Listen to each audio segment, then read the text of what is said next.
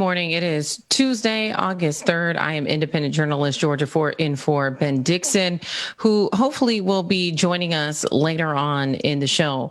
I want to start today by addressing some very urgent issues that really came to the forefront this weekend when the moratorium was lifted July 31st. Now, more than 11 million Americans could be facing eviction. We're going to head to Las Vegas and take a listen to what one of the executive directors of their legal aid organizations had to say on the issue and why this could also not only impact our economy, but impact our fight against COVID.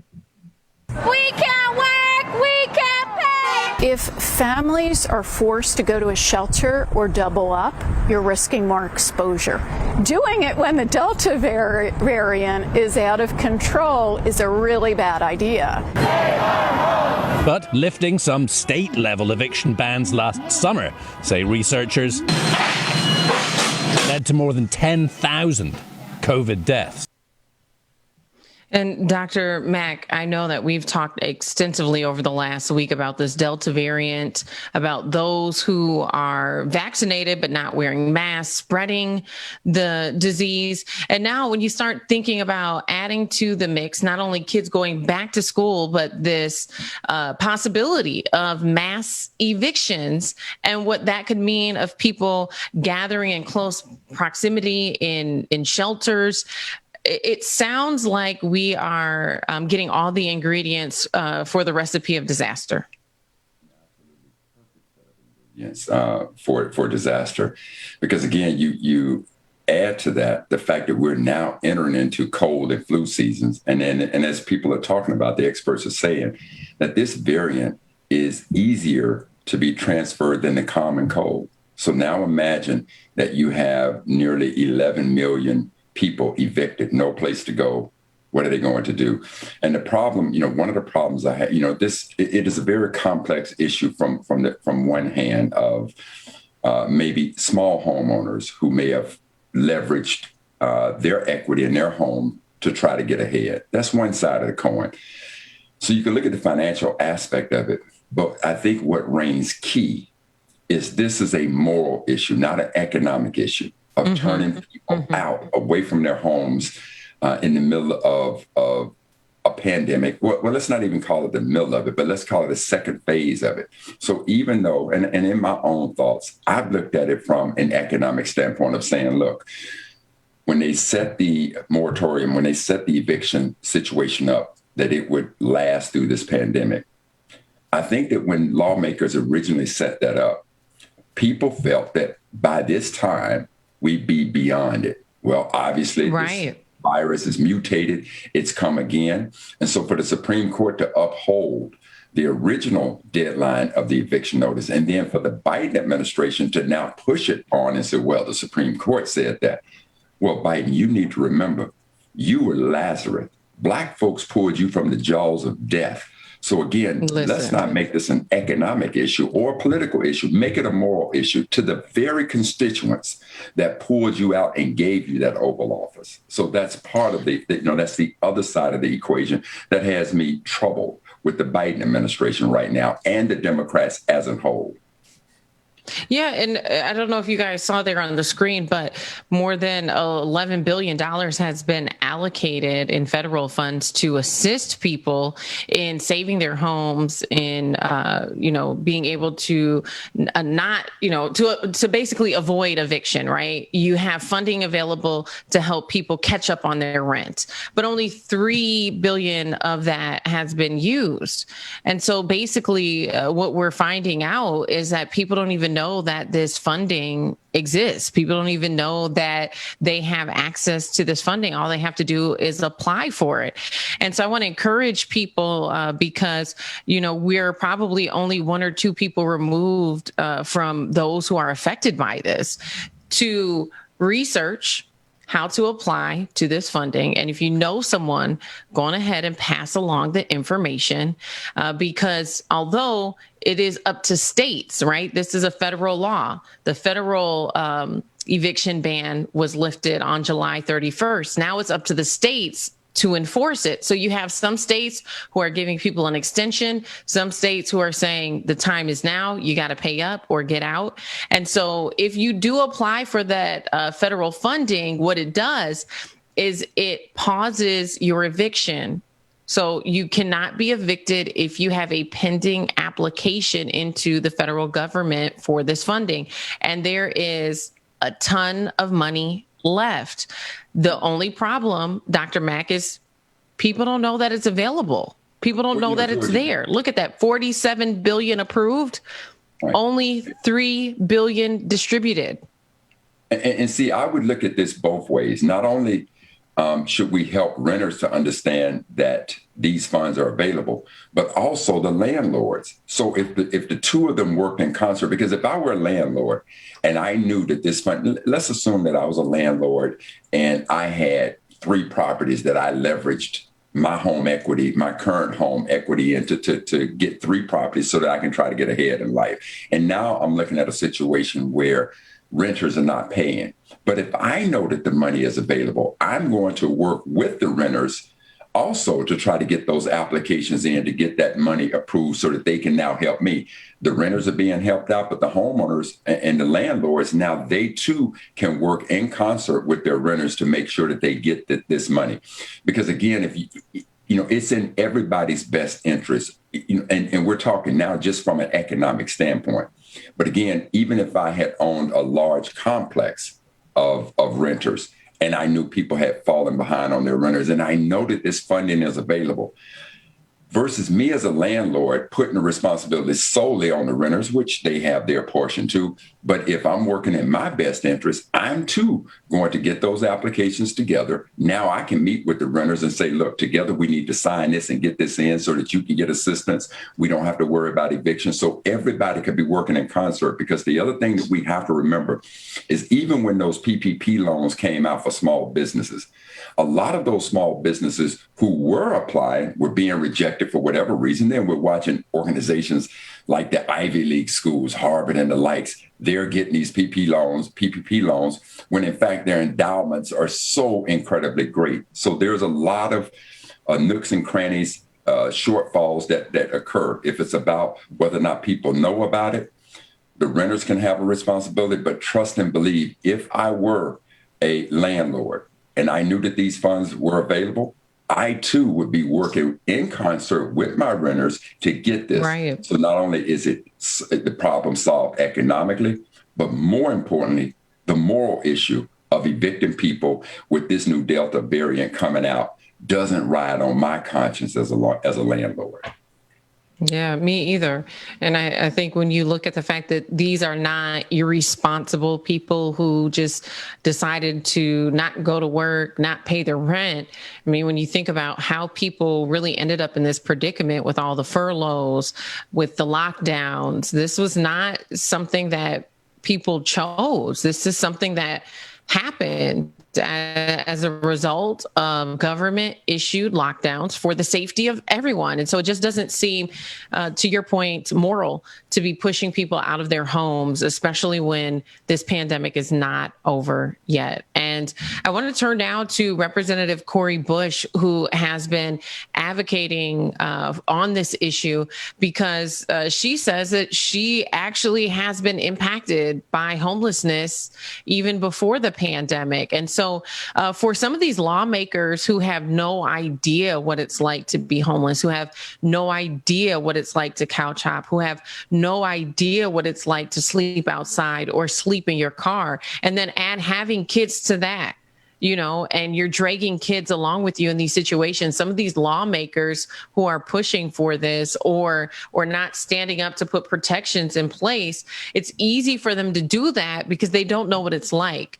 But Representative Cori Bush, she says that this is something very personal to her, and she's using all of her political and social capital to try and protect people from being pushed out of their homes. Take a listen.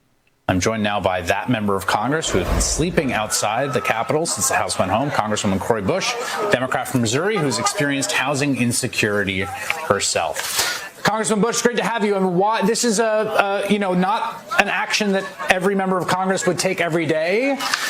Why is this so important to you?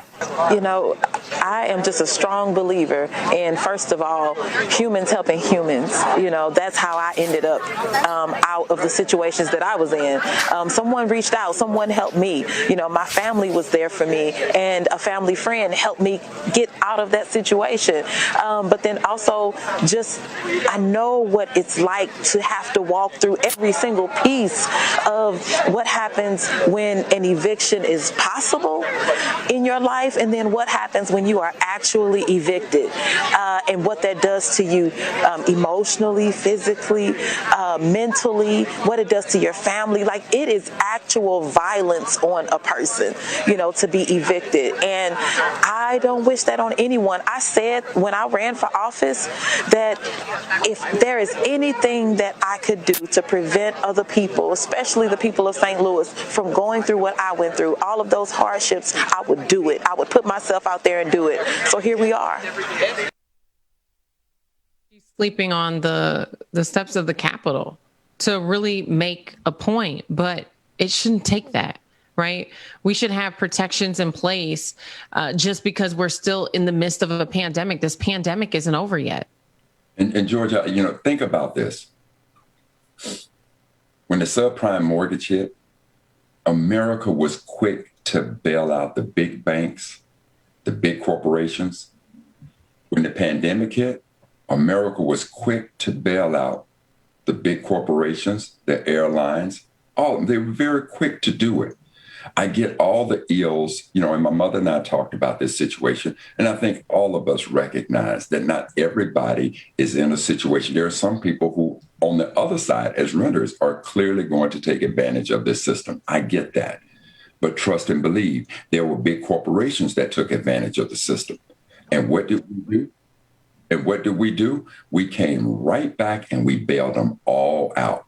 So when you want to look at the ills of what maybe some renters will do, that it is not even a comparison to the ills of what greedy-ass corporate America has done time and time again. And every time, those corporations who are capitalistic in nature, who want to maintain all of the profits, but they want to always, and the emphasis always and all are very dangerous terms, but they always want to share the debt.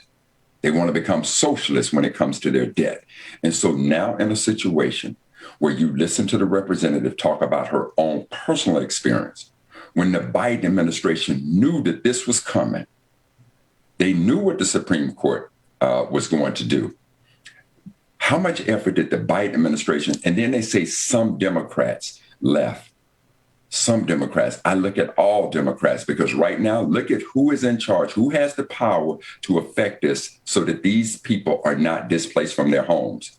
Because trust and believe, when Democrats and Republicans were in office and they needed to protect capital, big corporations, they hesitated zero to do it. So this is an abomination against the Biden administration. Don't tell me about some Democrats. Don't tell me about what the Supreme Court did, because we have watched time and time again what America does when the big, greedy, wealthy corporations do. And then when they get the money, Georgia, understand what these corporations do. They give their CEOs big bonus. They take the money and they use it to increase the value of their shares for their shareholders. They take care of everybody within their circles.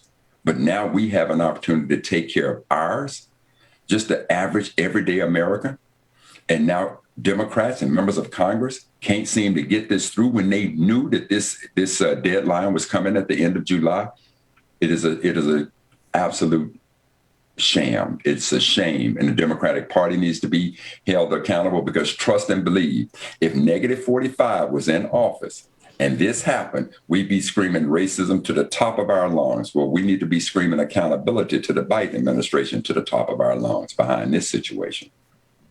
That's right. I'm hearing we actually have Ben on the line. I believe he's called in here. Ben, I'd love to hear your thoughts on this as well. Good morning, Georgia. Good morning, Dr. Mack. How are you this morning? Good, my brother. Doing good. I don't know if my microphone was on in the background, but I've been in the background just shouting, preach, preach, preach, because the two of you are spitting the absolute truth as it pertains to these evictions. And I appreciate you all covering it with so much in-depth coverage. Brother Mack, I absolutely have enjoyed listening to you yesterday and today as you follow the radical truth about the moral implications of this eviction crisis and try to balance it out with the economic implications of this eviction crisis. And I love your synthesis where you came at the end. You're like, listen, why aren't these landlords working with the renters? There is a solution. There is money. And there's a way that we can help ourselves in the midst of the Biden administration, Democrats and Republicans abdicating their responsibility to take care of the people in the middle of a pandemic. That said, I love the solutions that you guys have on the table about the information, Georgia. Thank you for sharing that information because I didn't know it myself. Absolutely. And Ben, I understand you've been on the road doing some campaigning, I believe, for Nina Turner. Where can you give us an update on how that went and where her campaign is today? Yeah, so today is the race, the Ohio 11th district. The race is between quite a few Democrats. The top two are Nina Turner, who has been a national fierce force of righteousness. And Shontel Brown, I'm sure Shontel Brown is a dynamic, phenomenal woman. I don't know her personally. I do know Nina Turner personally. And that's why I drove up.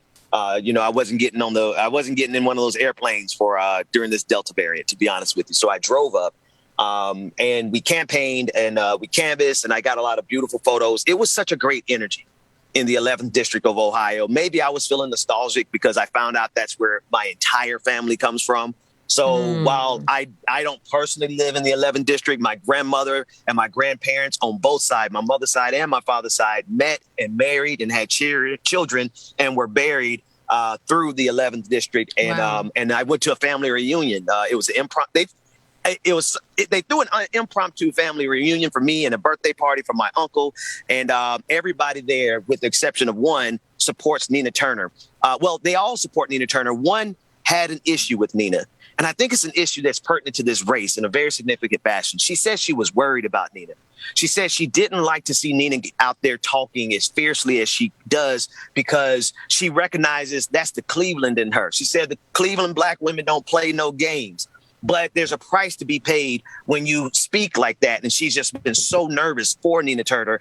And I asked the sister, who's my cousin through marriage, and I said, well, cuz it sounds like you like the exact thing that frustrates you about Nina Turner. She said, oh, I love it. It's just not okay. It's just not safe for black people to speak truth to power the way Nina Turner does. Well, Ben, you need to remind your cousin that it ain't safe for black folks to kneel and protest. It ain't safe for us to do a lot of things.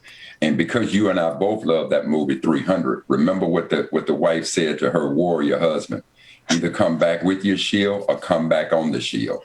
Remember what come Charles on, somebody. Said. I'd rather die on my feet than live on my knees. I love the fact that Sister Turner evokes such power, such passion. And even when we're talking about this situation of the eviction notices, look at the group who was standing up. And George, I want to just applaud you and all of the sisters. I want to applaud you for bringing this conversation to our community. I want to commend Cori Bush, Representative Bush, for bringing this issue to our community. I want to commend Nina Turner for speaking truth to power about this issue. AOC.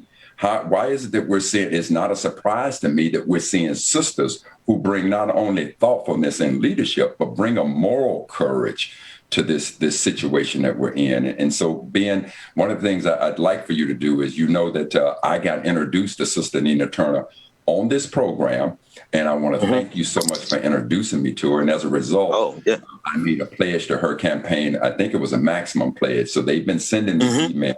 But as far as I know, the amount that I pledged was the maximum that I could have pledged. So please let them know that if I haven't answered their emails with a donation, a further donation, is because I think I'm capped out. You maxed out.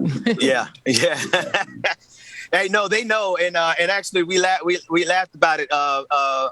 Me and one of her assistants that works on her campaign, because it was just good. They saw the donation and they love when you say like it or not.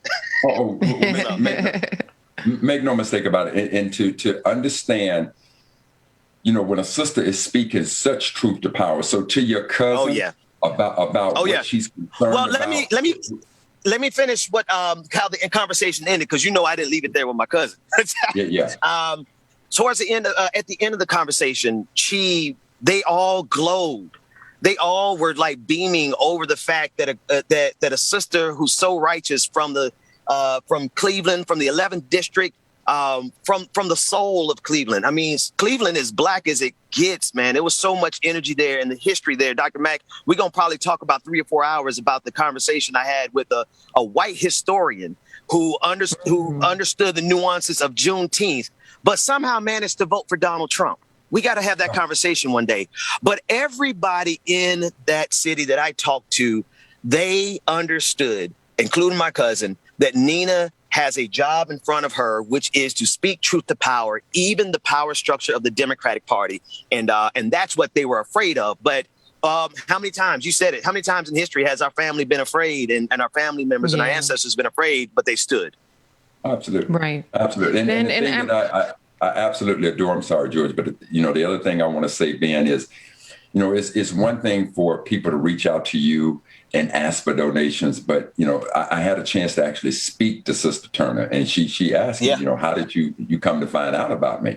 And I said, listen, I absolutely love, adore, and respect Ben to the utmost, and the way that Ben spoke about you and her representative spoke about her, and to know that she is running against the big power money structure and yet have these people on their heels, and that she has the best interest of Black folk in her heart and spirit. I say, sister, that's why I don't have to know you.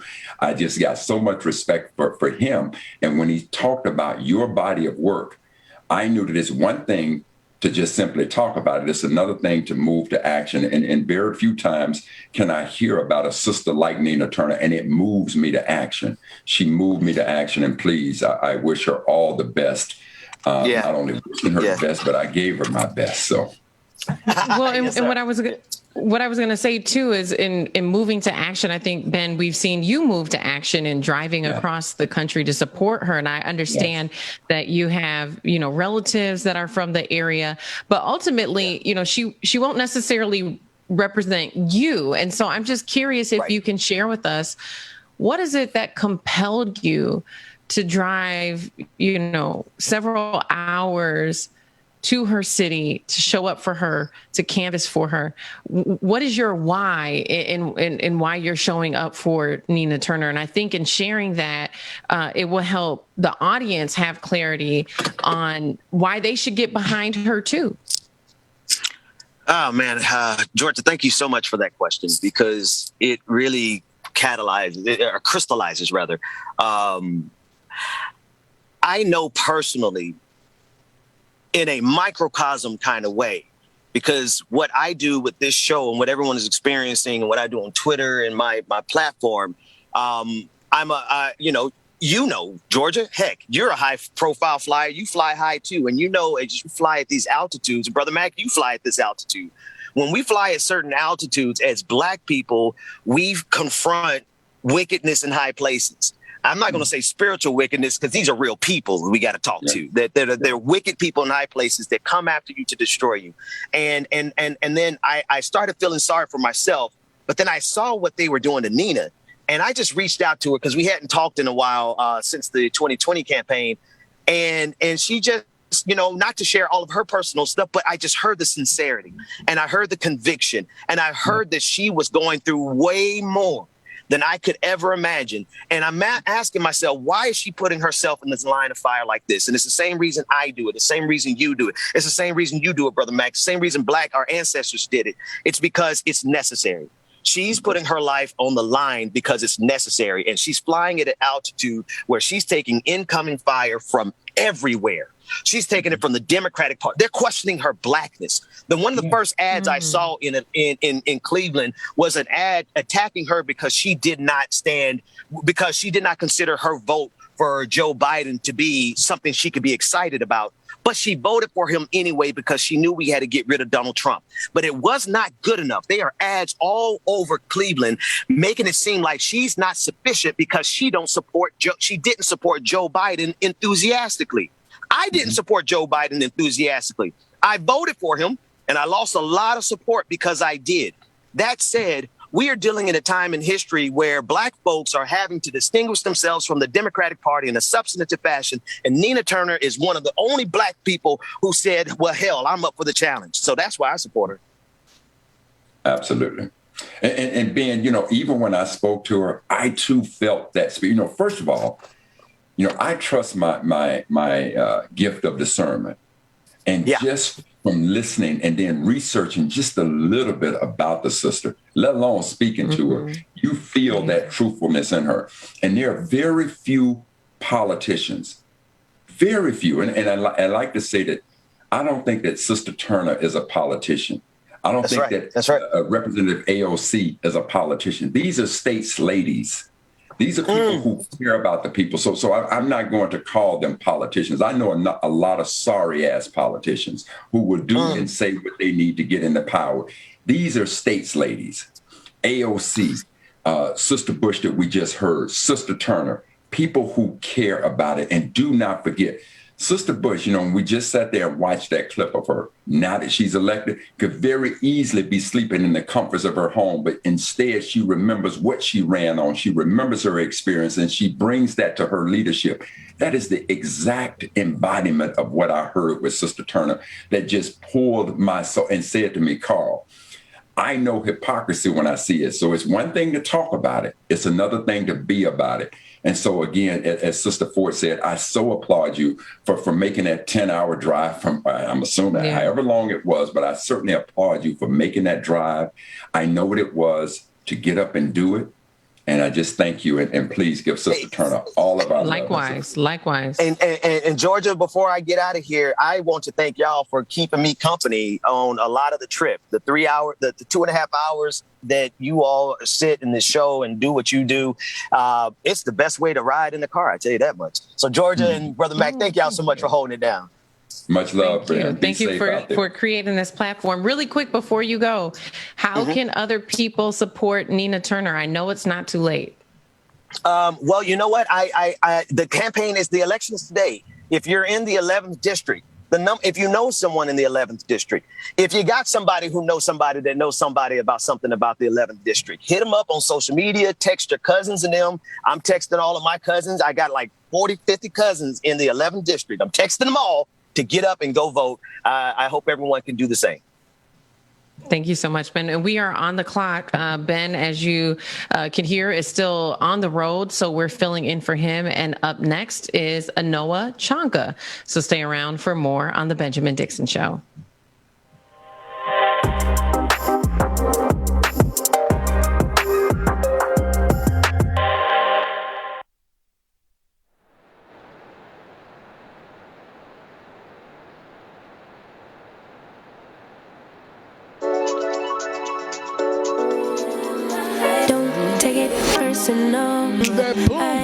Good morning, people.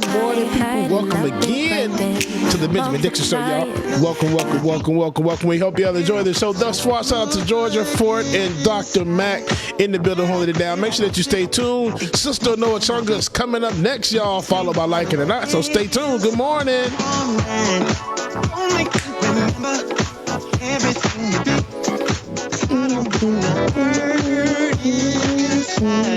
Feel it in my body, feel it in my feet, and it feels so good inside. And I always wanna feel like this.